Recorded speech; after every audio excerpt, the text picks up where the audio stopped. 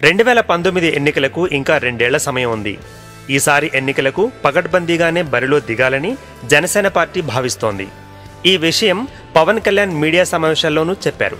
మరి 2019లో పవన్ ఎక్కడి నుండి బరిలో దిగుతారు అన్న విషయం ఆసక్తి రేపుతోంది. ఇందుకు 2-3 చోట్లు అనుకూలంగా కనిపిస్తున్నాయి.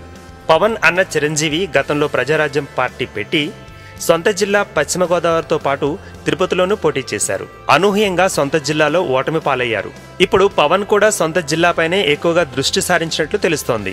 పవన్ పోటీకి పరిశీలిస్తున్న జాబితాలో ప్రప్రథమంగా ఏలూరు, తాడేపల్లిగూడెం నియోజకవర్గాలు ఉన్నట్లు సమాచారం.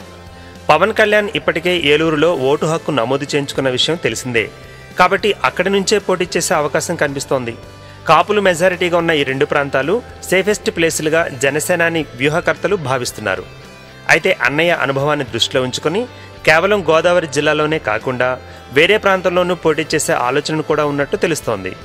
ప్రస్తుతం తాడేపల్లిగూడెం నుంచి మంత్రి మాణిక్యాలరావు 2014లో గెలిచారు. గతంలోలా కాకుండా కాస్త ముందుగానే అభ్యర్థులను ఎంచుకొని సీరియస్గా రంగంలోకి దిగాలని పవన్ కళ్యాణ్ భావిస్తున్నట్టు తెలుస్తోంది.